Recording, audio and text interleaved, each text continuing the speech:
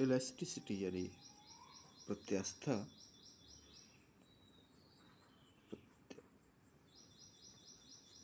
प्रत्यास्था या इलास्टिसिटी ये किसी सॉलिड मैटर का गुण या प्रॉपर्टी है। इसको हम स्ट्रेंथ ऑफ मटेरियल के नाम से भी जानते हैं। आज हम इसके बारे में पढ़ेंगे, इलास्टिसिटी क्या होती है। तो जैसा कि हम जानते हैं कि जितनी भी सॉलिड बॉडीज़ होती हैं या मैटर्स होते हैं वो सभी पार्टिकल्स से मिलकर बने होते हैं, और पार्टिकल्स या उनके जो कंपोनेंट्स होते हैं उनकी पोजीशन फिक्स होती है आपस में। यानी कि जब ये बॉडी मोशन में होती है तो इनके रिलेटिव पोजीशन में कोई फ़र्क नहीं पड़ता। जो उनकी पार्टिकल्स होते हैं, ऐसे पार्टिकल को हम लोग सॉलिड बॉडी कहते हैं। और इलास्टिसिटी एक तरह का गुण है इनका, इस सॉलिड मैटर का, कि जब हम किसी बॉडी पर कोई फोर्स लगाते हैं, एक्सटर्नल फोर्स लगाते हैं, तो ये बॉडी इंटरनली उस फोर्स का विरोध करती है, अपोज करती है।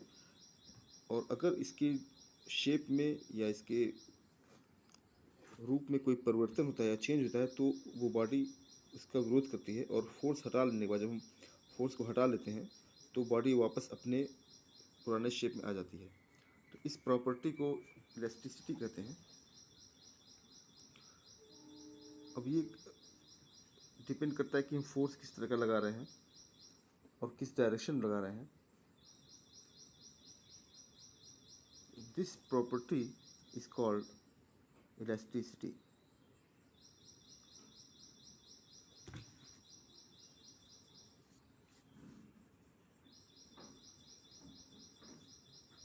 The property of a material body to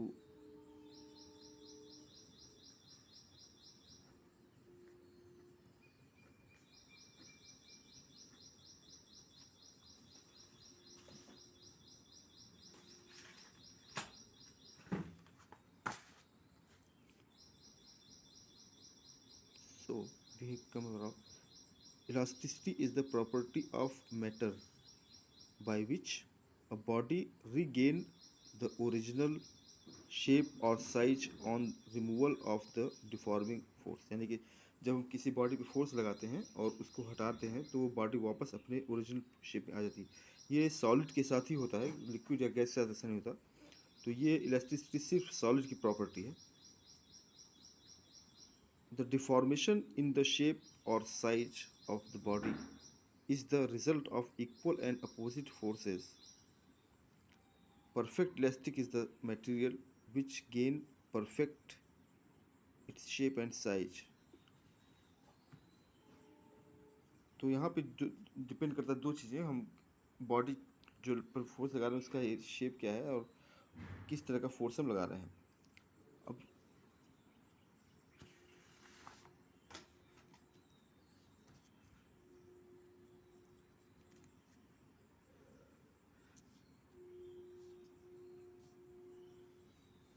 तो यहाँ पे जो सबसे इम्पोर्टेंट बात दिखाती है उसे कहते हैं हम स्ट्रेस।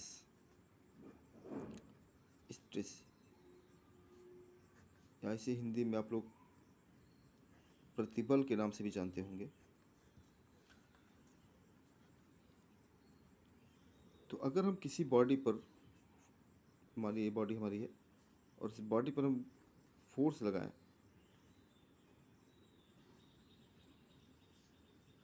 मान लिया हम इस पर फोर्स लगा रहे हैं, इसके प्रेशर लगा रहे हैं, फोर्स लगा रहे हैं, तो फोर्स लगाएंगे तो इसका जो पर यूनिट एरिया प्रेशर होगा,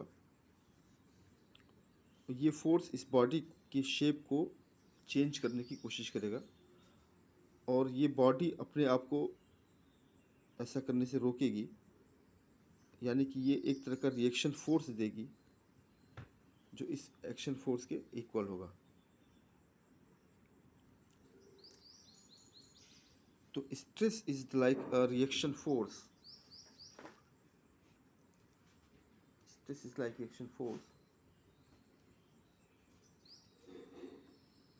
developed inside the body which tend to stress.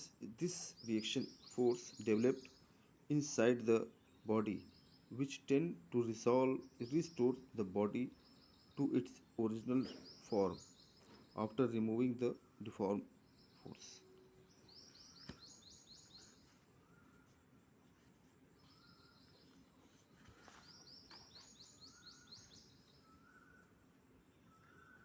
जैसा कि हमने कहा, it is a reaction force, यानी कि वो ये एक तरह का रिएक्शन फोर्स है, बॉडी के internal reaction force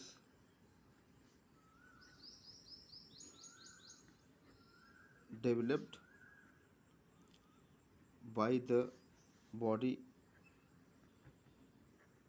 itself internally, यानी कि बॉडी के द्वारा अंदरूनी तौर पर पैदा किया गया एक तरह का रिएक्शन फोर्स है, जो बाह्य बल पे जो एक्सटर्नल फोर्स के अपोज में काम करता है और अपने शेप को चेंज होने से रोकता है। तो जो स्ट्रेस होता है नॉर्मली ये फोर्स अपॉन एरिया होता है, यानी कि पर यूनिट एरिया कितना फोर्स लग रहा है उसे हम लोग स्ट्रेस कहते हैं।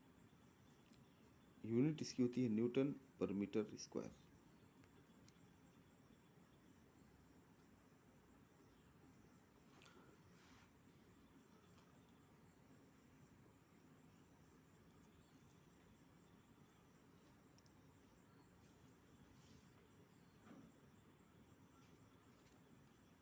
अब यहाँ पर नॉर्मली स्ट्रेस जैसे कि फोर्स होता है वो तीन तरीके से लग सकता है।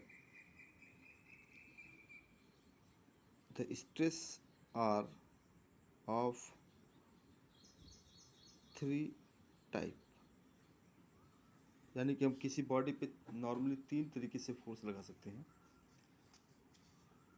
पहला लॉन्गिट्यूडिशनल होता है, यानी कि अगर हम किसी बॉडी की जो लेंथ है उसी की डायरेक्शन में फोर्स लगाएं तो उसकी लेंथ में चेंजेस आते हैं।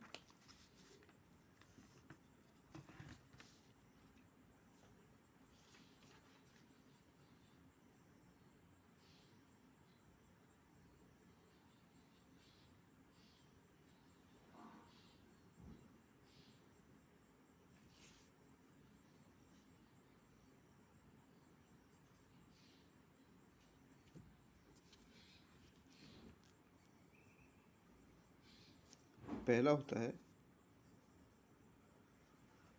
लॉन्गिट्यूडिशनल स्ट्रेस,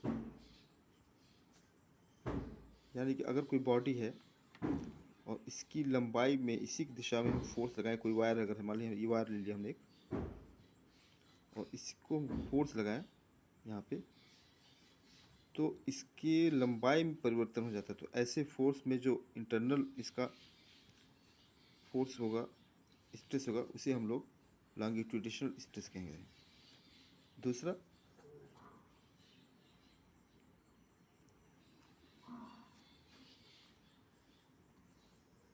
नॉर्मल स्ट्रेस,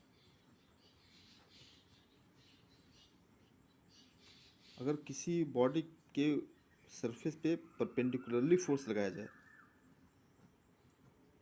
यानी सरफेस के ठीक परपेंडिकुलर, तो ये इसके वॉल्यूम को चेंज कर सकता है। Changes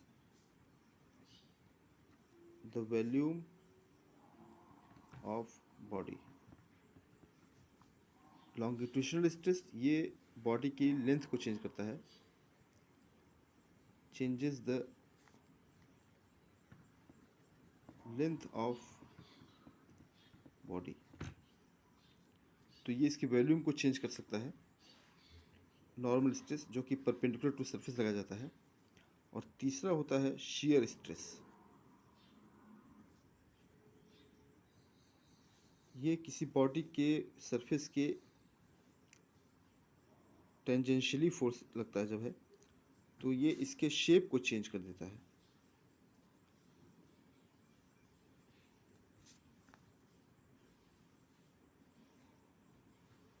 work tangentially to the surface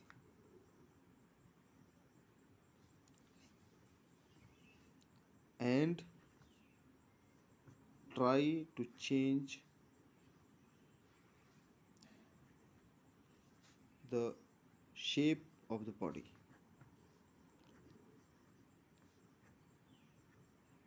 तो तीन तरह के स्ट्रेस है। पहला लॉन्गिट्यूडिशनल स्ट्रेस, जो किसी वायर की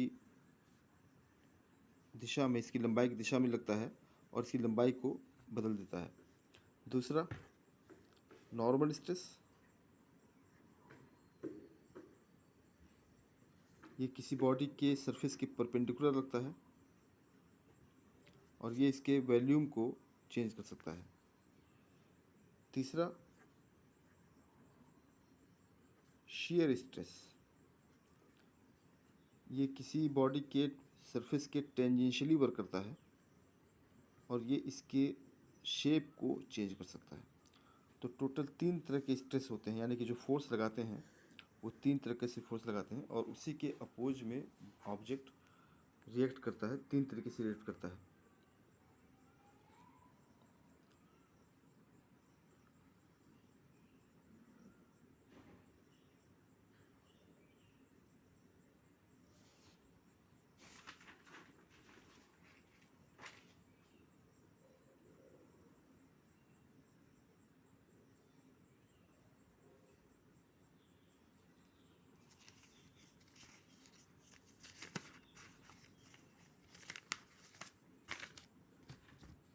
तो ये हो गया हमारा स्ट्रेस, यानी कि reaction force developed by body. अब हम स्ट्रेन की बात करेंगे, यानी कि जिसे हम लोग हिंदी में विकृति कहते हैं, यानी कि जो शेप में या उसके लंबाई में या उसके आयतन में जो परिवर्तन होता है उसकी बात करेंगे। तो जैसा कि हमने देखा अभी कि हम फोर्स लगाते हैं किसी बॉडी पे, वो तीन तरीके से लगता है। विकृति ये एक तरह का रेशियो है। It is a ratio of change in length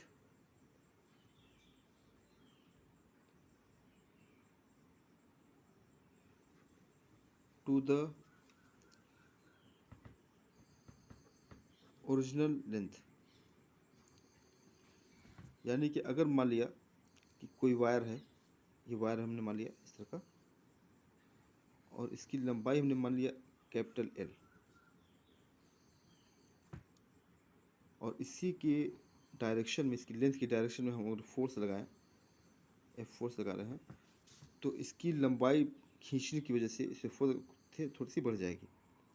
तो अगर बढ़ गई लंबाई, मान लिया हमने थोड़ी सी लंबाई बढ़ गई, तो वो जितनी लंबाई बढ़ेगी वो इंक्रीमेंट इन लेंथ होगा। तो ये हमारा देख रहे हैं आप, जैसा कि यहाँ से लेकर के यहाँ तक थोड़ी सी लंबाई बढ़ गई हमारी, इसे हम मान लेंगे डेल्टा एल, इस मान लें। तो जो विकृति यानी स्ट्रेन होगा वो change in length divided by original length, इसे हम लोग स्ट्रेन कहते हैं।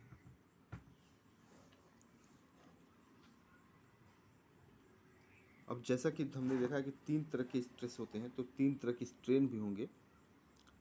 तो अगर फोर्स हमारा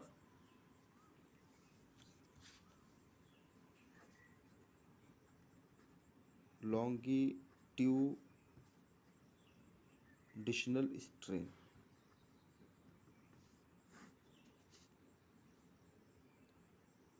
ये स्ट्रेन होगा जब हम किसी बॉडी के अलोंग उस पर फोर्स लगाते हैं, तो उसकी लंबाई में जो चेंज होता है डिवाइडेड बाई ओरिजिनल लंबाई, तो इसे हम लॉन्गिट्यूडिशनल स्ट्रेन कहते हैं।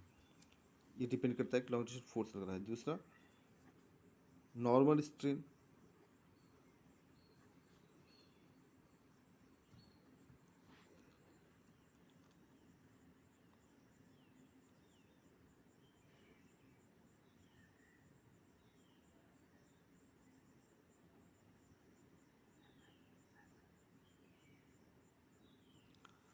नॉर्मल स्ट्रेन में अगर हम किसी ऑब्जेक्ट पर नॉर्मली फोर्स लगाएं, उसके परपेंडिकुलर फोर्स लगाएं, तो ये इसके वॉल्यूम को चेंज कर देता है, और इसका वॉल्यूम अगर चेंज हो गया डिक्रीज कर सकता है, इंक्रीज कर सकता है।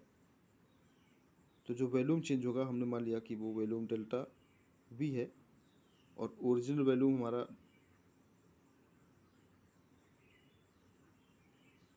वी था। तो नॉर्मल स्ट्रेन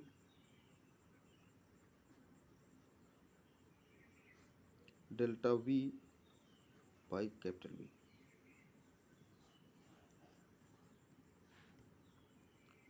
और तीसरा लास्ट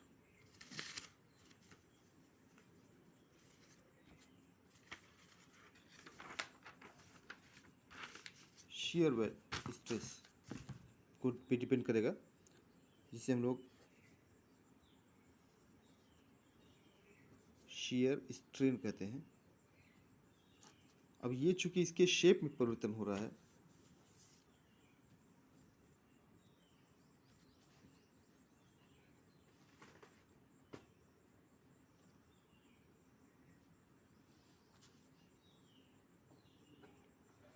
तो अगर मान लिया कोई बॉडी है और इसके हम टेंजेंशियली फोर्स लगाएं तो इसका शेप चेंज हो जाएगा, इसके रूप में परिवर्तित हो जाएगा, आयतन वॉल्यूम और लंबाई सेम रहेगी। तो ये जो डिफॉर्म हो गया बॉडी थीटा, ये हमारा स्ट्रेस होगा, स्ट्रेन होगा। तो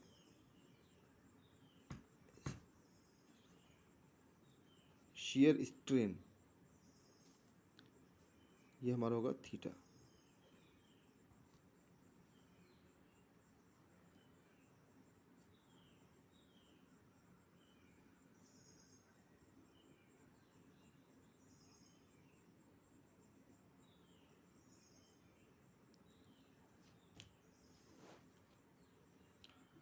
तो दो चीज़ें आई, एक तो पहला हुआ हमारा स्ट्रेस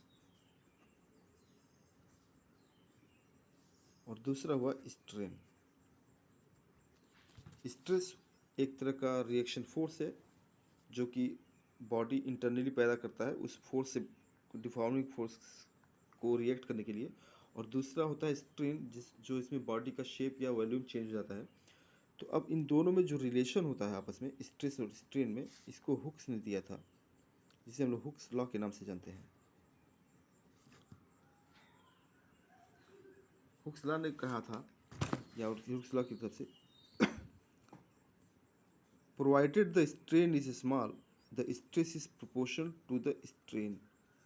यानी कि अगर विकृति एक लिमिट तक है, कम है, तो स्ट्रेस और स्ट्रेन दोनों आपस में बिल्कुल प्रोपोर्शनल होते हैं, यानी कि जितना स्ट्रेस होगा उसी हिसाब से स्ट्रेन होगा।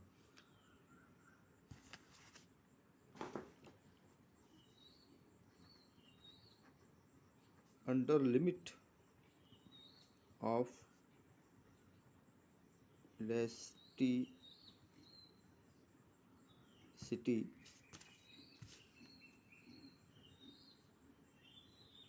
the strain is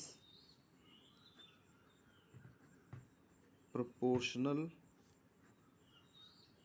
to the stress।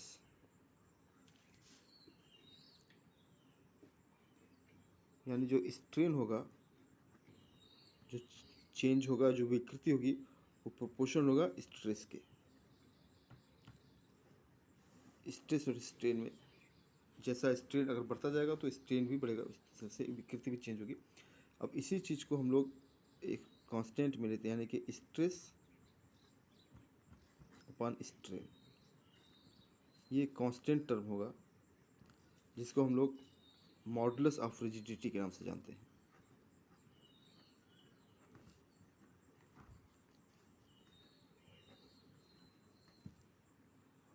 तो स्ट्रेस और स्ट्रेन का एक रेशियो होता है जो कांस्टेंट होता है किसी मैटर के लिए, और उस कांस्टेंट को हम लोग मॉडुलस ऑफ रिजिडिटी के नाम से जानते हैं।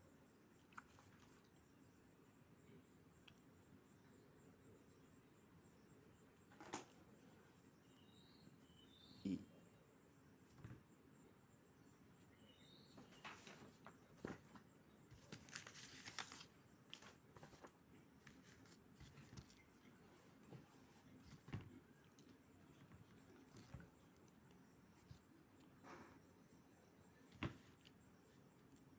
चूँकि यहाँ पर स्ट्रेस या स्ट्रेन तीन टाइप का होता है, सिंस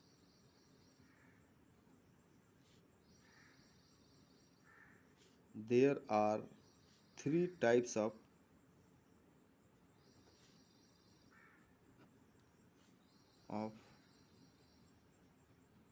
strain and stress.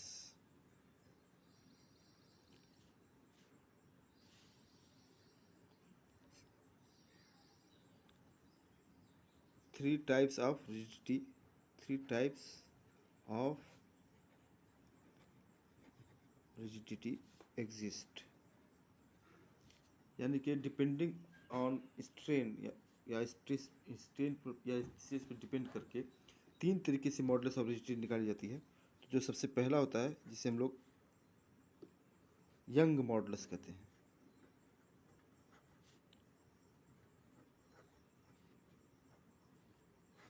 या इसको हम लोग गामा से लिखते हैं, जिसे हम लोग लॉन्गिट्यूडिशनल स्ट्रेन होता है इसमें।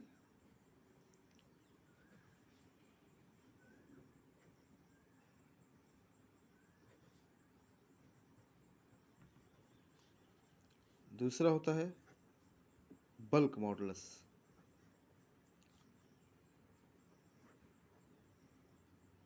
जिसको हम लोग बी से लिखते हैं या के से लिखते हैं, और के कैपिटल बी और कैपिटल के से लिखते हैं हम लोग इसको, बल्क मॉडुलस। और ये रिलेटेड होता है नॉर्मल स्ट्रेन के।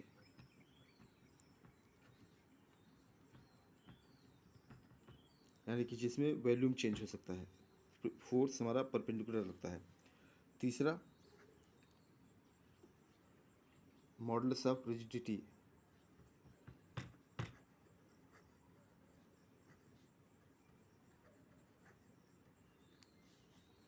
जिसको हम लोग ईटा से लिखते हैं, और ये शेयरिंग स्ट्रेन पे डिपेंड करता है।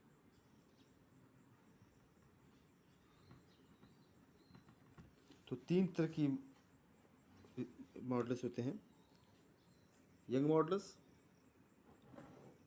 बल्क मॉडुलस और मॉडुलस ऑफ रिजिडिटी। तो अगर हम किसी वायर को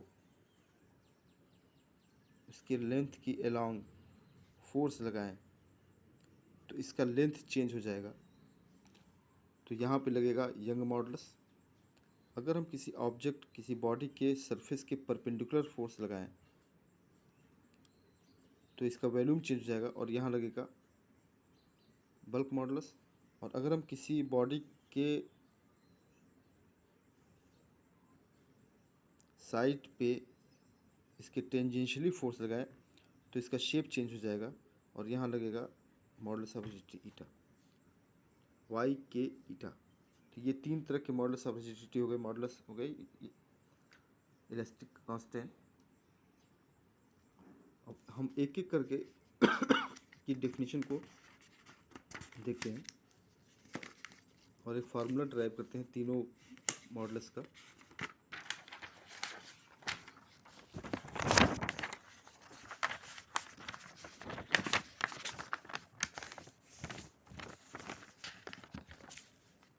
तो सबसे पहले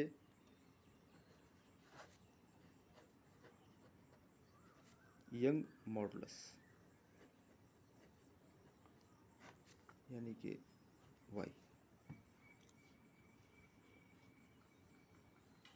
जैसे कि हम जानते हैं ये कांस्टेंट है और ये होगा स्ट्रेस और स्ट्रेन का रेशियो होता है, लॉन्गिट्यूडिशनल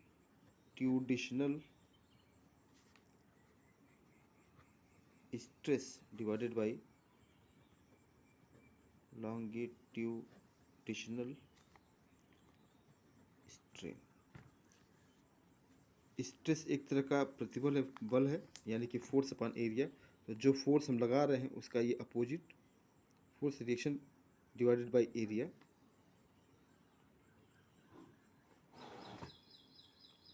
और स्ट्रेन जो है वो लॉन्गिट्यूडिशनल है, यानी कि लेंथ में अगर चेंज हो रही है डेल्टा एल की और कैपिटल एल इसकी ओरिजिनल लेंथ है तो ये हमारा स्ट्रेन हो जाएगा, या F L divided by A delta L. ये यंग मॉडुलस हुआ। न्यूटन पर मीटर स्क्वायर।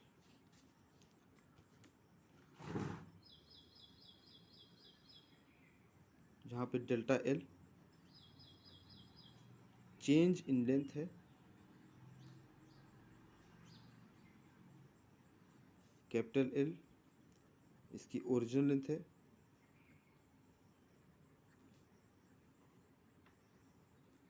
और ए सरफेस एरिया है।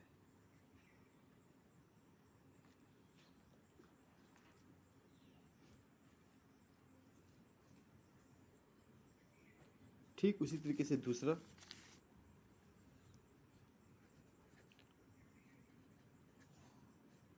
बल्क मॉडुलस, इसको हम लोग केस लिखते हैं। और अगर हम किसी ऑब्जेक्ट के सरफेस पे हम फोर्स लगाते हैं परपेंडिकुलर, तो उसका वॉल्यूम डिक्रीज कर जाता है। इसके इन्वर्सली अगर हम किसी ऑब्जेक्ट के वॉल्यूम पर को बाहर से खींचते हैं तो उसका वॉल्यूम इंक्रीज कर जाता है। तो जितना ज़्यादा फोर्स लगाएंगे हम, उसका वॉल्यूम उतना डिक्रीज करेगा। यानी कि एक तरह से ये रिवर्सिबल प्रोसेस हुआ, अपोजिट प्रोसेस हुआ। तो जो के होगा यानी कि बल्क मॉडुलस, वो होगा नॉर्मल स्ट्रेस अपॉन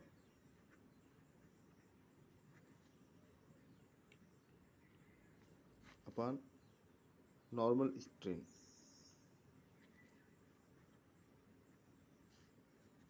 यानी कि वैल्यू में चेंज होता है इसमें। तो अगर हम नॉर्मल स्ट्रेस जो हमारा प्रेशर होता है उसी को हम कहते हैं normal stress pressure, divided by normal strain volume में change divided by original volume. और साइन इसका हम माइनस में लगाते हैं क्योंकि हमेशा वॉल्यूम डिक्रीज करेगा फोर्स बढ़ाने पे। प्रेशर जितना ज़्यादा बढ़ाएंगे हमारा वॉल्यूम उतना डिक्रीज कर जाएगा, ऑब्जेक्ट और छोटा हो जाएगा। तो इसको लिखने के लिए P V by small we.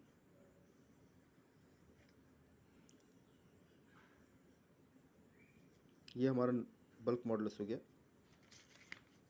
और तीसरा और आखिरी होता है मॉडुलस ऑफ रिजिडिटी।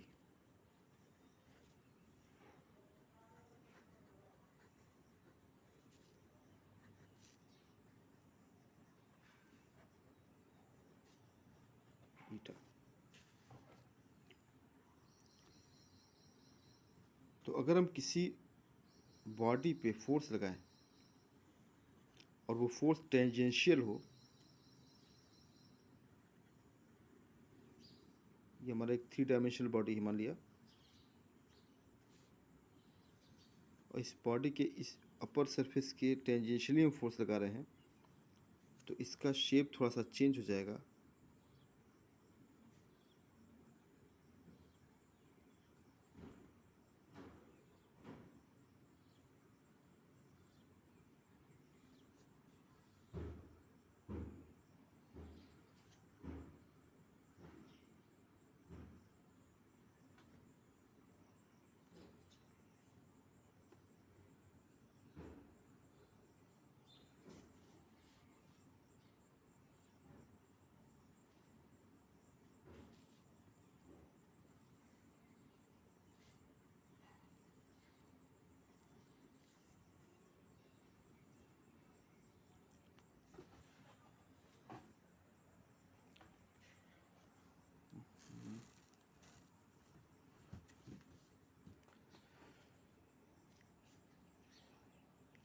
तो ये इसका शेप चेंज हो जाएगा। ये जो डिफॉर्मिंग फोर्स होगा एफ, ये इसके शेप को चेंज कर देगा। ये हमारा फोर्स है। तो ईटा की जो वैल्यू होगी वो F by A divided by theta, यानी कि एफ बाई ए थीटा। तो टोटल 3 तरह के फोर्स हो गए, 3 तरह के मॉडल्स। वाई जिसे हम लोग F L by A delta L, bulk modulus या K equal to minus P V by delta V, और eta equal to F by A into theta. तो ये 3 इम्पोर्टेंट मॉड इलास्टिक कांस्टेंट हैं जो अलग-अलग तरीके से फोर्स और स्ट्रेन और स्ट्रेस पे डिपेंड करते हैं।